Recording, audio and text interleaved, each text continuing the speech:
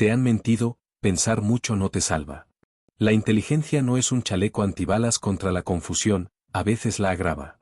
Observas, analizas, justificas, y sigues sintiendo un hueco que ningún argumento llena. No es falta de información. Es otra cosa.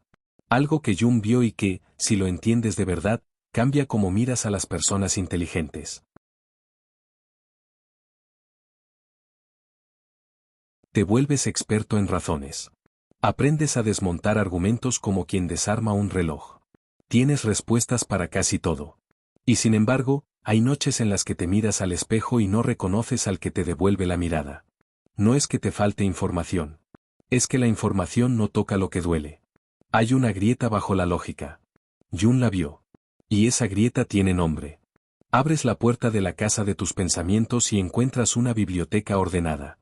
Todo en su lugar. Libros con notas, subrayados, mapas mentales. Te sientes seguro entre estanterías. Pero en la pared, detrás de un cuadro, hay una puerta pequeña que nunca abriste. No la ves hasta que algo se rompe por dentro. Entonces la puerta aparece y no sabes si abrirla o seguir fingiendo que la casa está completa. No te hablo de inteligencia como trofeo. Te hablo de una forma de estar en el mundo que piensa más, que observa más, que disecciona más. Esa forma tiene ventajas obvias. Te salva de errores torpes. Te permite ver patrones donde otros ven ruido. Pero también tiene un costo silencioso. Un costo que no aparece en los tests ni en las conversaciones superficiales. Un costo que se parece mucho a soledad, pero no es exactamente eso. Piensa en una linterna potente en una habitación llena de polvo. La luz revela detalles que nadie más nota, motas, grietas, manchas. A veces iluminas tanto que lo que queda fuera del haz se vuelve más oscuro. La claridad parcial crea sombras más densas. Eso es lo que pasa cuando la inteligencia se usa como escudo y como lupa al mismo tiempo. ¿Ves más? Sí. Pero también te vuelves más consciente de lo que falta. Has aprendido a justificarte. A explicar por qué sientes lo que sientes. A ponerle nombre a cada emoción con la precisión de un cirujano. Y aún así, la explicación no calma. La palabra no sustituye la experiencia. La razón no siempre repara la herida. Jung lo llamaría la diferencia entre la conciencia y lo que yace en la sombra. No es un término místico, es una observación práctica. Hay partes de ti que no se someten a la lógica. No responden a argumentos. Responden a presencia, a límites, a actos pequeños y repetidos. Te has acostumbrado a que tu valor dependa de lo que sabes. Y eso te hace vulnerable de una manera sutil. Porque cuando el mundo cambia, y cambia siempre, la información pierde su poder curativo. Lo que antes te sostenía deja de bastar. Entonces aparece la sensación de vacío. No es que te falte talento. Es que tu talento no está diseñado para llenar ciertos huecos emocionales. Quizá te reconoces en esto, puedes explicar por qué una relación se rompió, enumerar las señales, describir los patrones que llevaron al final. Puedes incluso anticipar lo que hará la otra persona. Y sin embargo, cuando estás frente a la misma relación, te quedas paralizado. No por falta de análisis, sino por miedo a sentir lo que ya sabes. La inteligencia se vuelve una forma de procrastinación emocional. Analizas para no decidir. Razonas para no arriesgar. Comprendes para no comprometer. Hay otra cosa que ocurre, la inteligencia puede crear una expectativa interna de coherencia. Esperas que todo tenga sentido, que tus piezas encajen. Cuando no encajan, te culpas. Te dices que algo falla en ti porque no logras armonizar pensamiento, emoción y acción. Pero la verdad es más simple y más dura, no todo está hecho para encajar. La vida es un taller desordenado. A veces las piezas se rompen. A veces hay que fabricar nuevas piezas, y eso exige manos, no solo cabeza. Jung observó que las personas inteligentes a menudo desarrollan una persona muy pulida, una máscara social que funciona. Esa máscara es útil. Te permite moverte, negociar, protegerte. Pero también puede convertirse en una prisión. Porque la máscara exige mantenimiento. Y cuanto más la cuidas, menos tiempo te queda para mirar lo que hay detrás. La sombra se alimenta de lo que no miras. Y la sombra no es un enemigo externo, es un conjunto de impulsos, miedos y deseos que reclaman reconocimiento. No te estoy diciendo que dejes de pensar. No es eso. Te estoy diciendo que pensar no es lo mismo que integrar. Puedes tener claridad intelectual y estar fragmentado por dentro. Puedes entender tus patrones y repetirlos con precisión. Puedes ser brillante en la teoría y torpe en la práctica. Esa disonancia es una fuente constante de frustración. Y la frustración, cuando se acumula, se vuelve resentimiento. Resentimiento hacia otros, hacia ti mismo, hacia la vida. Hay una imagen que me gusta, un jardín con plantas exóticas y un césped perfecto. Todo parece cuidado. Pero bajo la tierra, las raíces compiten por agua y nutrientes. Si no miras las raíces, el jardín se marchita. La inteligencia suele ocuparse de las hojas y las flores, ideas, proyectos, argumentos. Rara vez baja a excavar. Jung proponía que la tarea no es solo embellecer la superficie, sino conocer las raíces. No para juzgarlas, sino para entender cómo se alimentan y qué necesitan. Esto no es una invitación a la culpa. No es un reproche. Es una constatación. Si te sientes cansado de saber tanto y sentir poco, no estás roto. Estás incompleto en un sentido muy humano. Y hay una forma de moverse desde ahí que no pasa por más información ni por más explicaciones. Pasa por otra clase de atención. Una atención que no busca arreglar con ideas, sino con presencia y actos concretos. En los próximos minutos vamos a explorar eso. No con recetas, ni con atajos. Con preguntas que no piden respuestas inmediatas, sino que invitan a mirar. Vamos a ver por qué la inteligencia puede volverse una trampa y qué se necesita para salir de ella sin renunciar a lo que te hace ser tú. Vamos a hablar de la sombra, de la persona, de la tensión entre pensar y sentir. Y, sobre todo, vamos a buscar una forma de estar entero sin fingir que ya lo estás. Vamos a empezar por nombrar con precisión lo que sientes y no has sabido decir. Sientes una fatiga que no tiene nombre. No es sueño. No es agotamiento por horas de trabajo. Es una fatiga de sentido. Te levantas con planes y, a mitad del día, todo parece menos importante. No porque no te importe, sino porque la importancia se ha vuelto líquida, se escapa entre tus dedos cuando intentas agarrarla con la razón. Hay una voz interna que siempre tiene una explicación lista. Explica por qué te alejaste de alguien. Explica por qué no pediste lo que necesitabas. Explica por qué no cambiaste de trabajo. Esa voz es precisa. A veces cruelmente precisa. Te da mapas, fechas, causas. Te ofrece un relato coherente. Y sin embargo, cuando llega el momento de actuar, la coherencia se queda en la teoría. La vida real exige algo que la explicación no puede dar: presencia, riesgo, vulnerabilidad. Vives en un doble movimiento: observas y te proteges. Observas para entender, te proteges para no sentir. La observación se convierte en un refugio. Desde ahí puedes mirar el mundo con distancia segura. Puedes diagnosticar, categorizar, prever. Pero esa distancia tiene un precio: te separa de la experiencia inmediata. Y la experiencia es donde se aprende a cambiar. Te sientes solo, aunque estés rodeado. No es la soledad de la ausencia física. Es la soledad de no ser visto en tu complejidad. Puedes hablar de ideas, de teorías, de libros. Puedes sostener conversaciones brillantes. Pero cuando intentas mostrar una fisura, una duda que no tiene respuesta elegante, la conversación se vuelve incómoda. La gente no sabe qué hacer con la fragilidad que no viene envuelta en una explicación. Entonces te guardas la fragilidad. La guardas hasta que pesa demasiado. Hay una tensión entre lo que sabes y lo que haces. Sabes que ciertas cosas te dañan. Sabes qué patrones repites. Sabes qué límites deberías poner. Y aún así, repites. No por ignorancia. Por un tipo de resistencia que no responde a la lógica. La resistencia es antigua. Tiene raíces en el miedo, en la vergüenza, en la costumbre. La inteligencia te permite nombrarla, pero no te libera de ella. Sientes culpa por no ser coherente. Te exiges integridad como si fuera una meta alcanzable con suficiente voluntad. Te dices, si supiera más, sería distinto. Pero la culpa no es un motor, es un lastre. Te empuja a explicar, a justificar, a demostrar que no eres un fraude.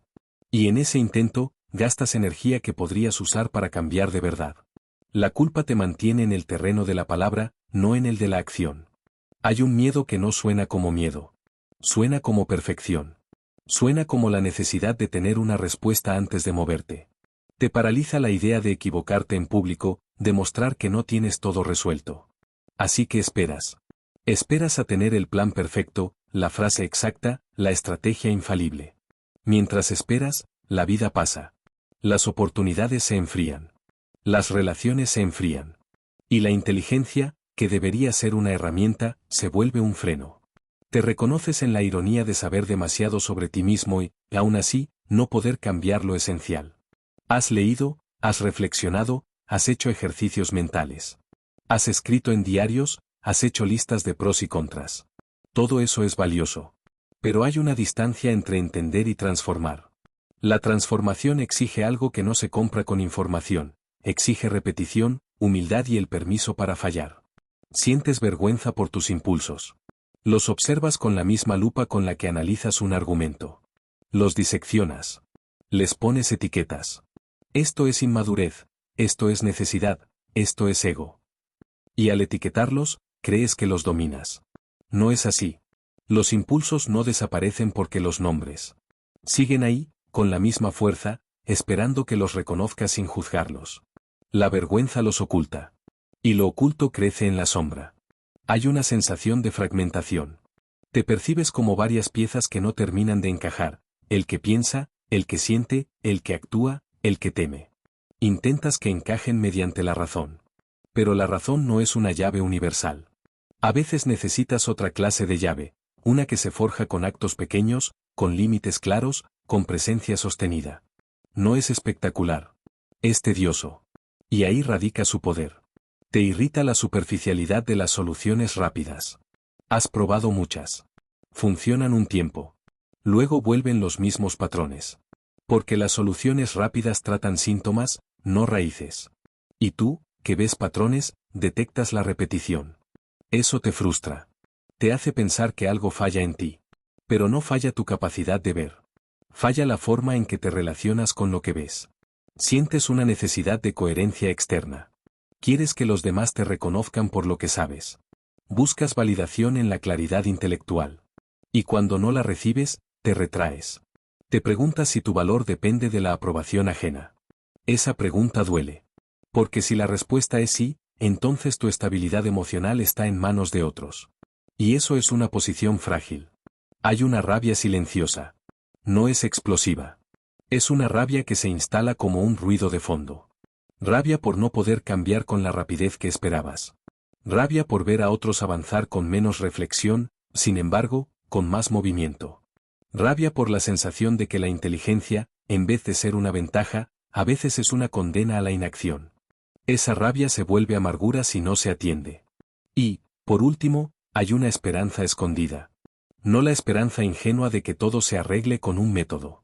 Es una esperanza más humilde, la posibilidad de aprender a habitar la propia complejidad. De aceptar que saber no es lo mismo que estar entero. De entender que la tarea no es eliminar la sombra, sino conocerla. No para justificarla, sino para integrarla. No te pido que cambies ahora. No te pido que te vuelvas otra persona. Solo quiero que reconozcas lo que hay. Nombrarlo sin adornos. Sin soluciones rápidas. Sin autoengaños.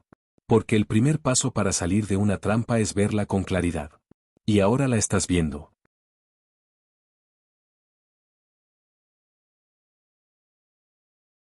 La raíz no es un misterio esotérico. Es un conjunto de causas sencillas y antiguas que se entrelazan, aprendizaje temprano, supervivencia, cultura, y una biología que no negocia. Jung lo dijo con otras palabras, la conciencia es la punta del iceberg. Lo que sostiene esa punta está bajo el agua, oscuro y frío. No lo ves hasta que te golpea la marea. Creciste en un mundo que premia la claridad visible. Te enseñaron a explicar, a justificar, a presentar argumentos. Eso tiene sentido. La sociedad necesita personas que piensen. Pero también necesita que alguien haga lo que la razón no puede: sostener, sentir, reparar. Si desde niño aprendiste que el valor viene de saber, entonces aprendiste a esconder lo que no se puede explicar. Aprendiste a traducir el miedo en datos, la vergüenza en análisis. Y con el tiempo, esa traducción se volvió automática. Hay un mecanismo simple detrás de todo esto: la evitación. No es elegante. No es dramática. Es práctica. Si algo duele, lo miras desde lejos. Lo diseccionas. Lo conviertes en problema. La distancia te protege. Pero la distancia también impide la curación. Porque para sanar hace falta contacto. No contacto intelectual. Contacto vivo.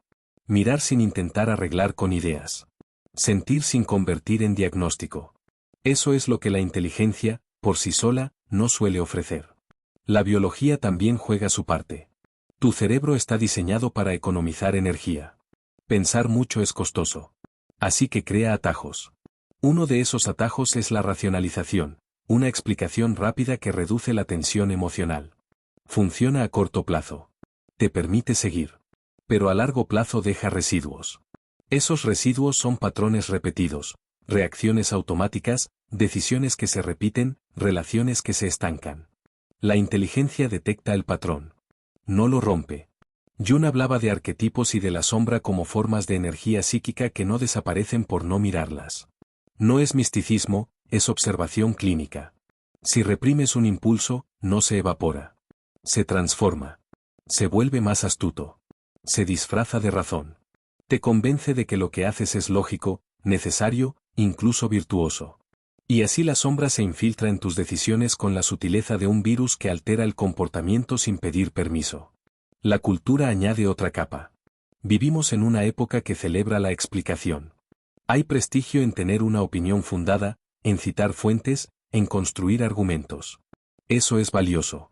Pero también crea una trampa, la idea de que la vida debe ser coherente en todo momento.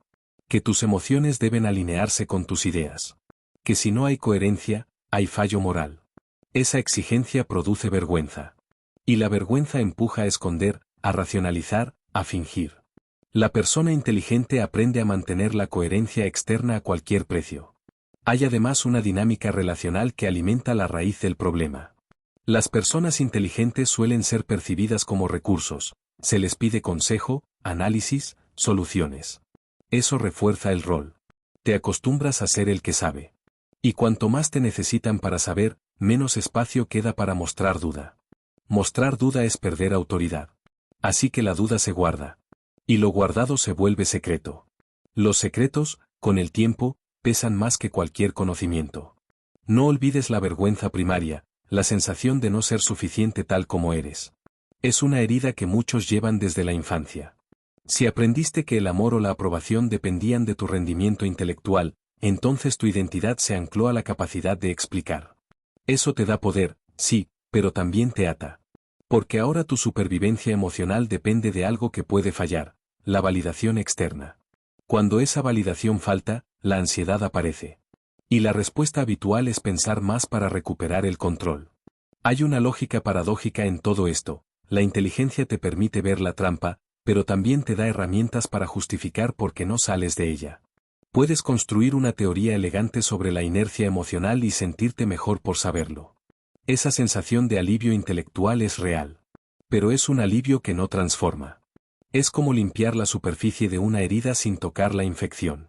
La teoría calma la mente por un rato. No cura el tejido. También hay un componente existencial. La inteligencia abre preguntas que no tienen respuestas definitivas. ¿Quién soy? ¿Qué sentido tiene esto? ¿Qué quiero realmente? Esos interrogantes no se resuelven con más datos. Se resuelven con experiencia, con prueba y error, con actos que confirman o corrigen. La mente puede sostener la pregunta durante años. Eso puede ser noble.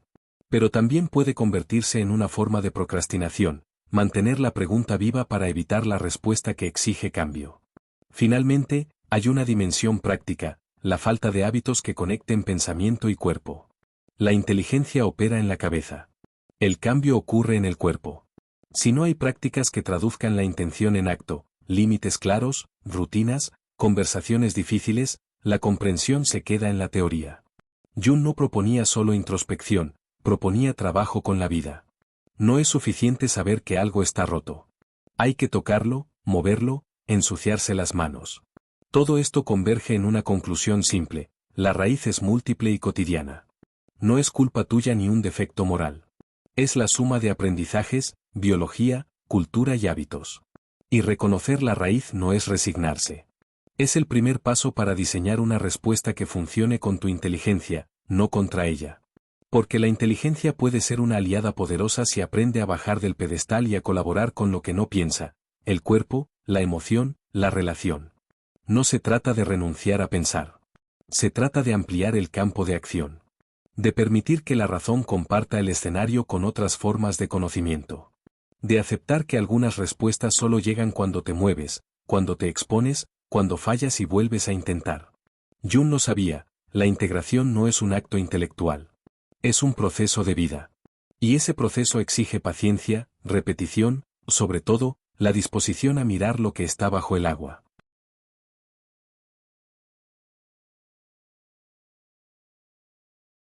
Hay una verdad que cambia el juego y que pocos te dicen en voz baja: la inteligencia no es el problema, es la herramienta equivocada para ciertas tareas. Hasta ahora la has usado como martillo para todo. Y un martillo no arregla una cerradura. Jung lo vio, la mente puede ser una aliada brillante y, al mismo tiempo, un mecanismo de evasión. El giro es aceptar que la solución no está en pensar más, sino en pensar distinto. Imagina que tu vida es una casa antigua. La inteligencia es la linterna potente que te permite ver las vigas, las grietas, los planos. Es útil. Pero la casa necesita algo más que luz. Necesita manos que reparen, necesita alguien que toque la madera, que sienta la humedad, que se ensucie. La linterna te muestra dónde está el problema, no lo repara. El giro consiste en bajar la linterna y meter las manos en la obra.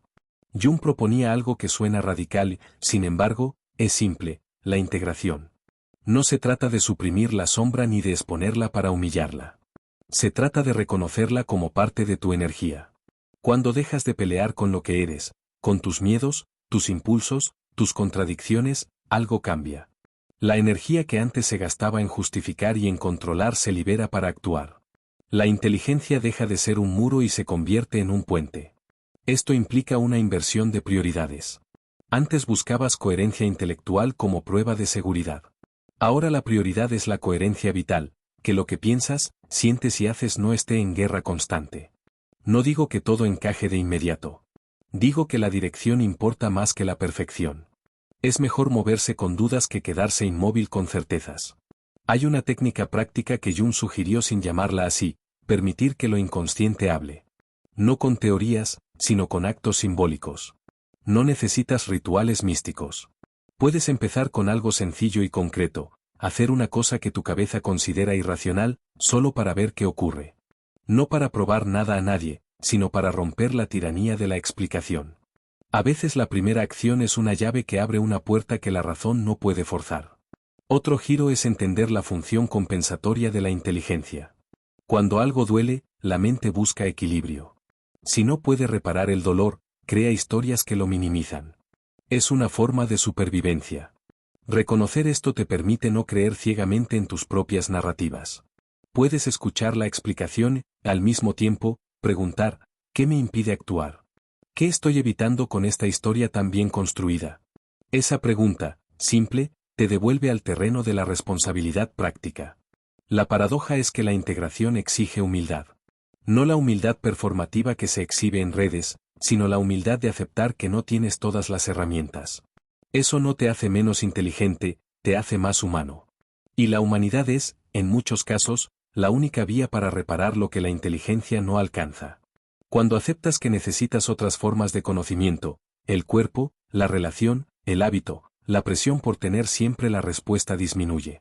Y con menos presión, aparece la posibilidad de experimentar. Piensa en la diferencia entre entender por qué una planta muere y saber cómo cuidarla. Puedes leer sobre riego, luz y nutrientes. Pero hasta que no riegues, hasta que no cambies la maceta, la planta seguirá muriendo. La inteligencia te da el manual, la vida exige manos. Ese es el giro: pasar del manual a la práctica, sin esperar a que la teoría sea perfecta. Hay un elemento liberador en todo esto: el permiso para fallar. Si tu identidad no está atada exclusivamente a lo que sabes, puedes permitirte equivocarte sin que el mundo entero se desmorone. La persona inteligente suele temer el error porque el error amenaza su estatus. Pero el error es la materia prima del aprendizaje real.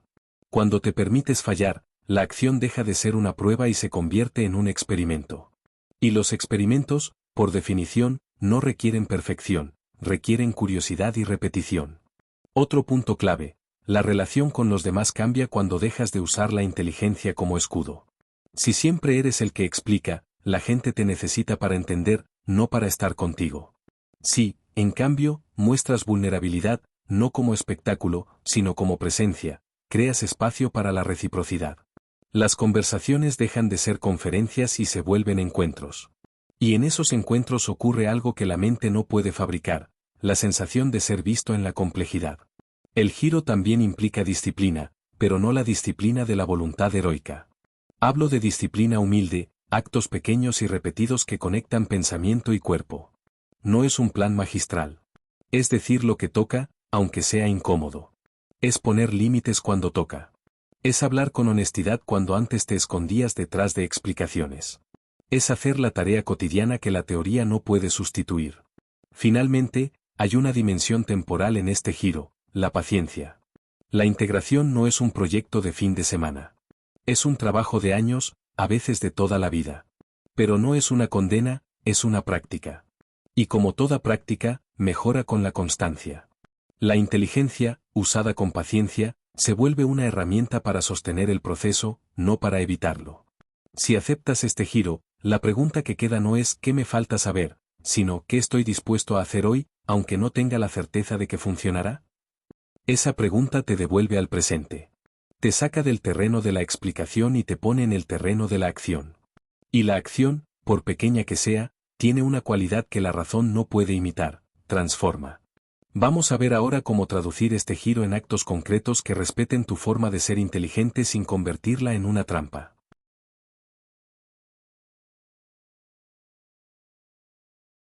Empieza por lo pequeño. No busques un plan heroico. Busca una acción que puedas repetir mañana y pasado mañana sin que te robe la energía. Una acción que no dependa de inspiración ni de tener la frase perfecta. Algo que conecte tu cabeza con tu cuerpo. Algo que te obligue a salir del circuito de la explicación y entrar en el circuito del hacer. Haz una cosa que te dé vergüenza. No para exhibirla, sino para desactivar la creencia de que todo debe ser razonable antes de ocurrir. Llama a alguien sin preparar el guión. Di una verdad breve en una conversación que normalmente evitas. Sal a caminar sin auriculares y sin un podcast que te explique la vida. La incomodidad que sientes no es un fallo, es la señal de que estás tocando algo real. Pon límites pequeños y claros. No como un acto de perfección, sino como un experimento. Si sueles ceder en reuniones, decide que hoy hablarás solo una vez y mantendrás esa intervención breve y honesta. Si te cuesta decir no, practica un no que no sea agresivo ni evasivo, una frase corta, sin justificaciones largas. Los límites no son castigos, son mapas que enseñan a otros cómo encontrarte. Y te enseñan a ti cómo sostenerte. Crea un ritual que no dependa de la explicación. No un ritual para impresionar, sino uno que te recuerde que tu vida no es solo pensamiento. Puede ser tan simple como 5 minutos al día para notar el cuerpo, respirar, sentir los pies en el suelo, notar la tensión en los hombros. Hazlo a la misma hora. La repetición transforma la intención en hábito. Y el hábito es la forma en que la mente y el cuerpo aprenden a hablar el mismo idioma. Habla menos para explicar y más para preguntar. Cuando te encuentres en una conversación donde tu impulso es resolver, detente. Pregunta por la experiencia del otro. Pregunta por el detalle que no encaja. La inteligencia que pregunta escucha. Y la escucha crea un tipo de conocimiento que la explicación no alcanza, el conocimiento relacional. Eso cambia la calidad de tus vínculos. Te hace menos útil como enciclopedia y más presente como persona. Acepta el fracaso como dato, no como sentencia. Haz algo que pueda salir mal y observa sin convertir el error en una historia definitiva sobre tu valor. Anota lo que pasó. No para justificar, sino para aprender. Repite. Ajusta. La práctica deliberada no es glamour, es repetición con atención. Y la atención sostenida es lo que integra. Busca conversaciones que no pidan soluciones. Encuentra a alguien con quien puedas compartir una duda sin que te pidan un plan. No para descargar responsabilidad, sino para practicar la vulnerabilidad en un entorno seguro.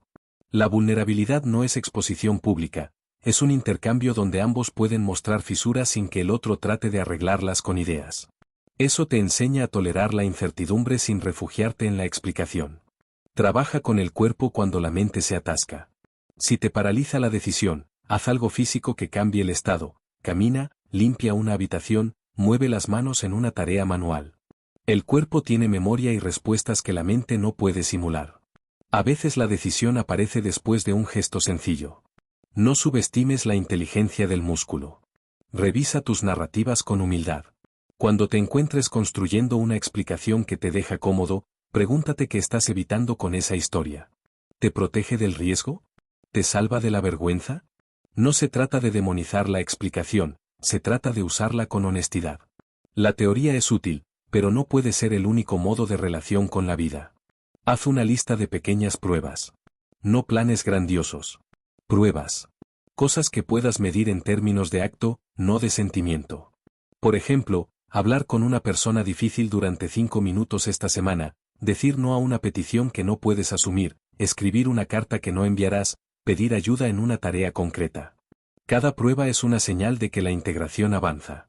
No porque te haga perfecto, sino porque te hace más real. Cuida tus límites de exposición. Mostrar vulnerabilidad no significa volcar todo. Significa elegir con quién y cómo.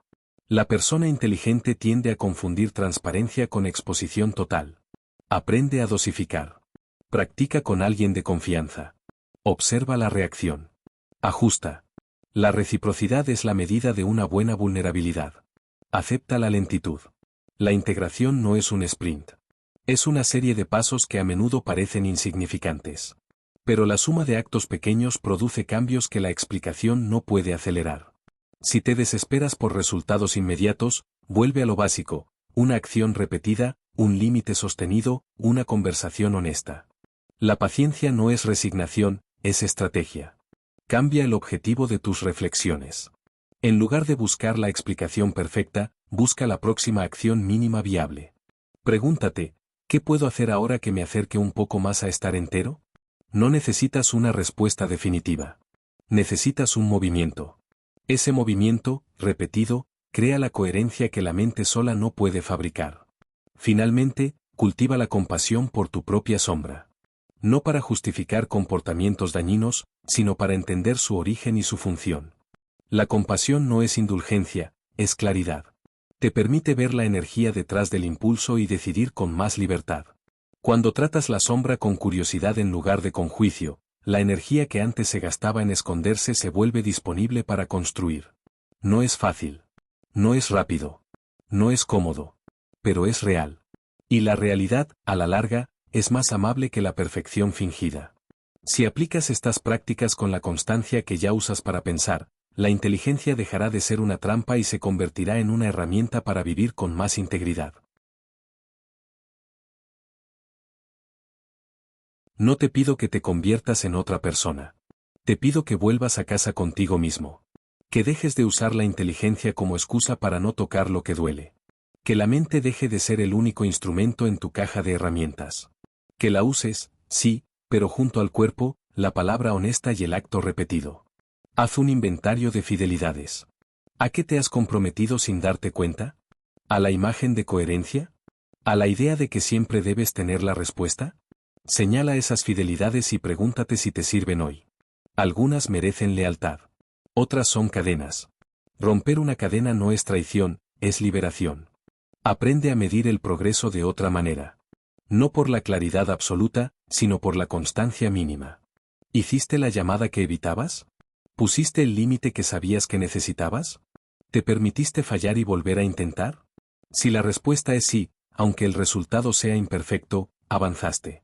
La perfección es un espejismo. La repetición es la brújula. Cultiva una práctica de presencia. No medallas ni rituales grandilocuentes.